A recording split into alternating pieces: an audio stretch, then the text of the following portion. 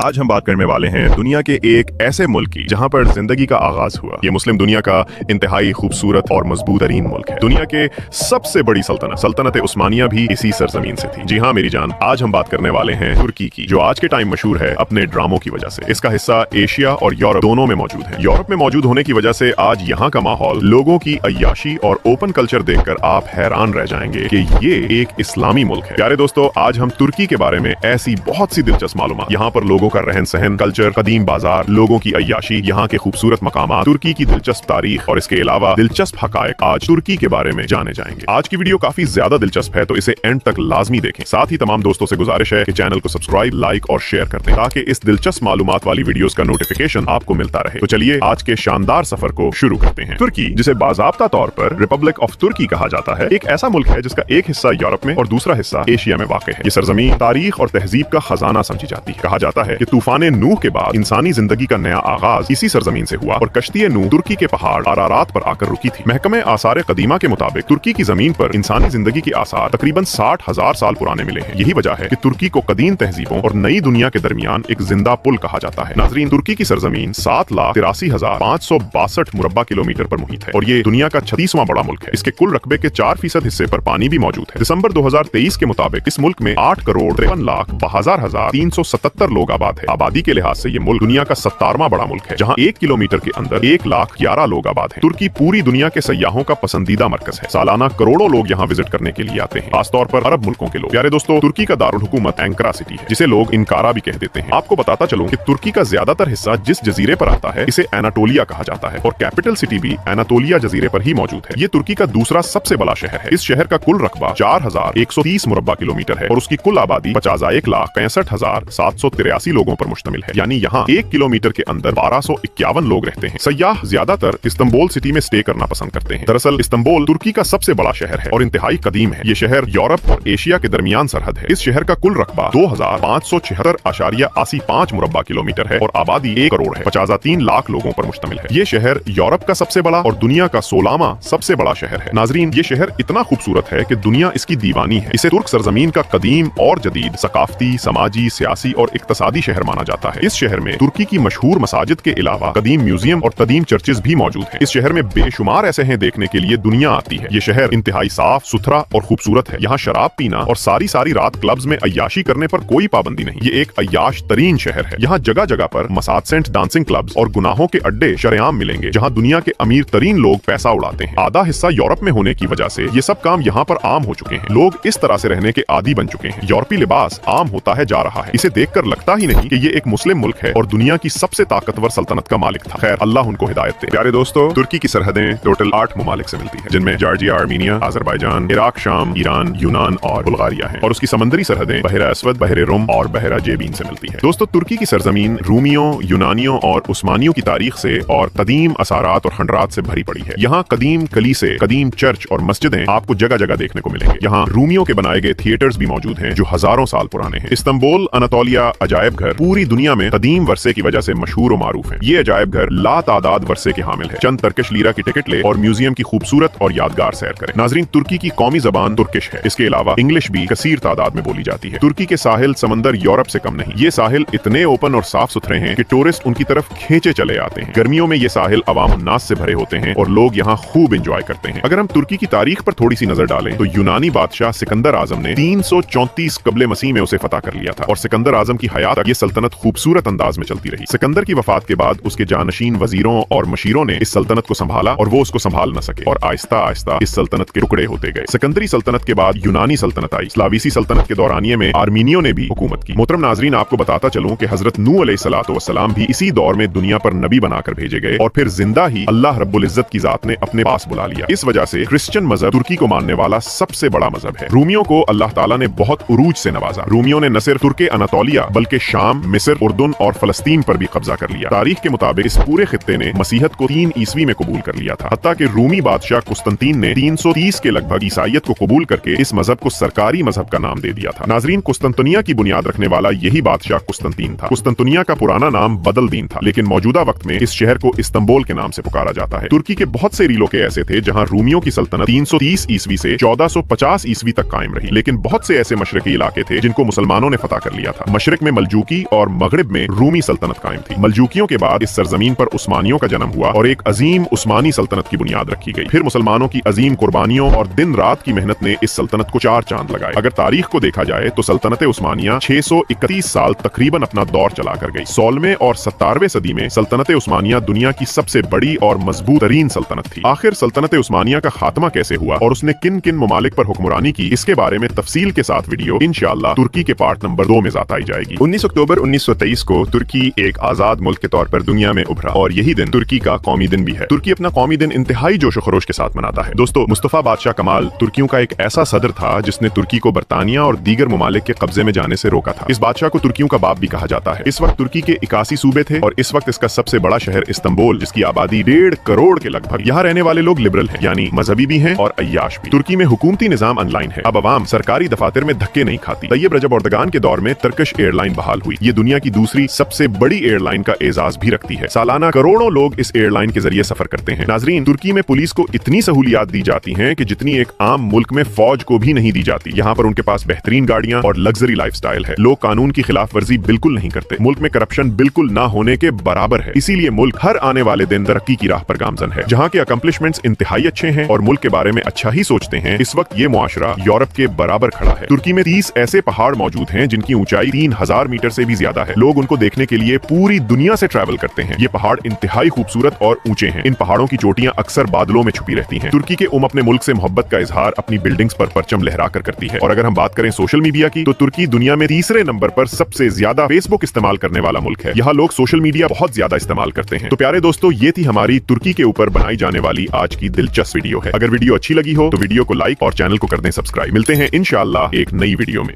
एक बादशाह बहुत नेक और रहम दिल था। इसकी रियाया इससे बहुत खुश थी।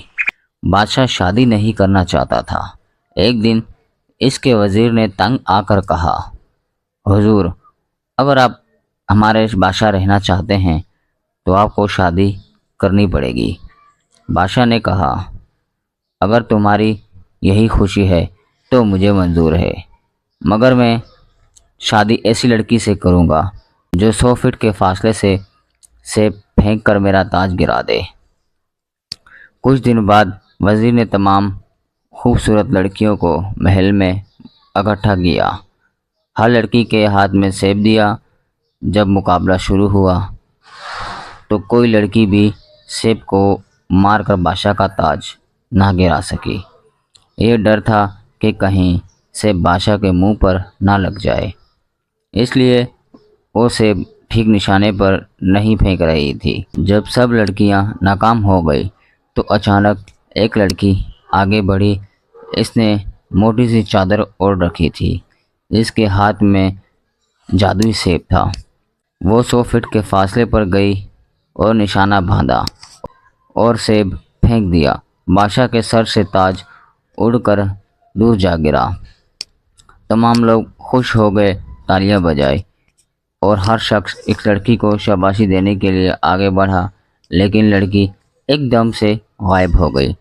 बादशाह ने हुक्म दिया कि फ़ौरन इस लड़की को ढूंढा जाए।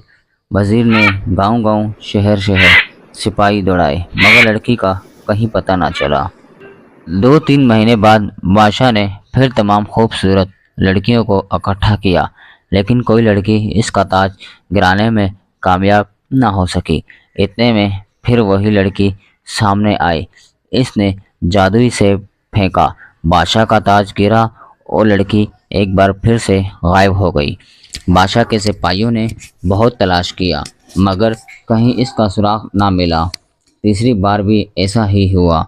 अब बादशाह उदास रहने लगा था और रोज़ सुबह अकेले शिकार को निकल जाता और शाम को वापस आ। एक दफ़ा वो जंगल में शिकार करते करते बहुत दूर निकल गया। शाम हो चुकी थी। अचानक इसको दूर एक रोशनी सी दिखाई दी। वो इधर बढ़ने लगा। ये एक बूढ़ी औरत का मकान था। इस औरत की एक बेटी थी और बहुत ही बदसूरत थी। बादशाह ने लड़की से मकान के अंदर जाने की इजाज़त मांगी। लड़की ने साफ इनकार कर दिया। इसकी माँ आ गई। इसने बादशाह को पहचान लिया और इसे अंदर ले आई। اس کے لیے ایک صاف ستھرا بستر بچھا دیا۔ رات کو بادشاہ سونے لگا تو اسے ساتھ کے کمرے میں سے اس بوڑھی عورت کے زور زور سے بولنے کی آواز آئی۔ وہ کسی لڑکی پر ناراض ہو رہی تھی۔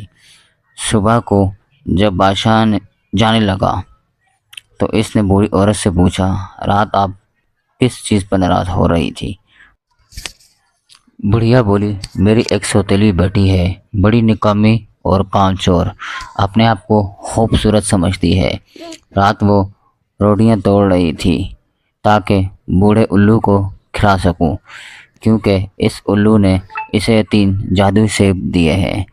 بادشاہ نے یہ سنا تو اس نے کہا، اے بڑھیا، اس لڑکی کو بلائیں، میں اس کو دیکھنا چاہتا ہوں۔ بڑھیا نے آواز لگائی، او چڑیل ادھر آ۔ اچانک دروازہ کھولا اور وہ لڑکی باہر آئی۔ وہ چاند سے بھی زیادہ خوبصورت تھی۔